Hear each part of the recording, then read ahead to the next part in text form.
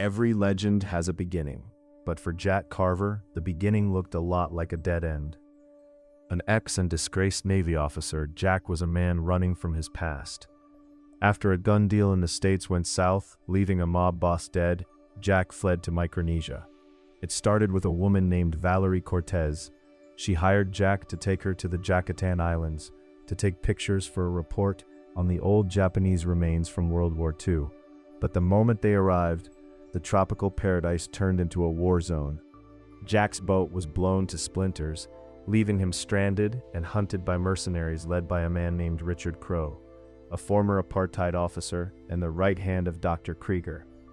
Guided by a mysterious voice on a headset, a man named Doyle, Jack learned the truth.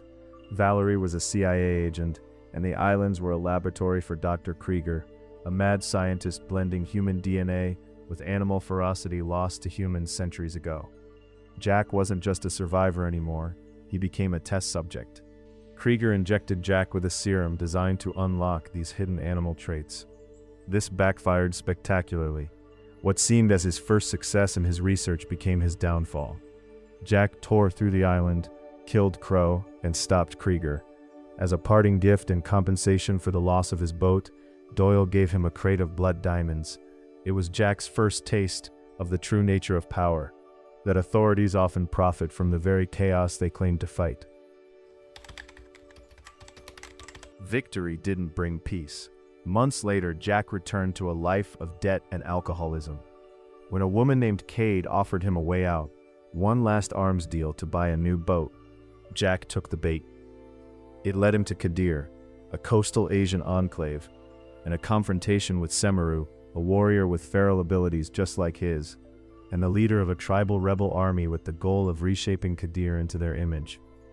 As Krieger said, indigenous tribes of Yucatan would use the native flora to enhance his abilities, and those people were in fact the ones who followed Semaru.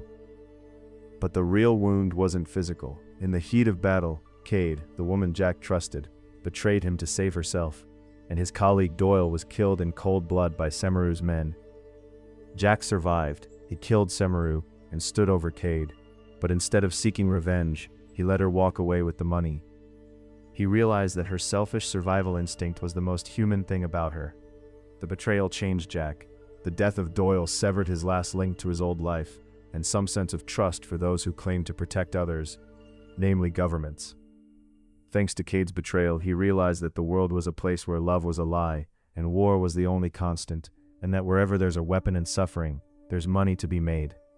Using his blood diamonds, Jack rebranded himself and began his career as an arms dealer once again. The man who once fought for survival became the man who provided the means for others to die. He became the Jackal. By the time we see him in Africa, the Jackal is a ghost. He supplies both sides of the Civil War, the right and nationalistic APR, and the socialist and left-leaning UFLL. He isn't doing it for the money. He's doing it to reveal the truth about humanity.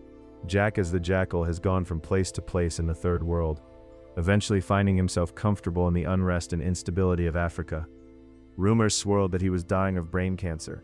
This cancer was in fact the long-term effects of the serum he received in Yucatan 10 years ago, giving him no more than 3 months to live. However, the strength given by the serum proved to be capable of keeping him alive and strong enough to fight and be one step ahead of everyone. But the man who fought in Kadir and Yucatan did not fully leave. He didn't want to win a war. He wanted to end the suffering of the people caught in the crossfire by any means necessary. In his final moments, the Jackal joins forces with the very mercenary sent to kill him. He presents a choice.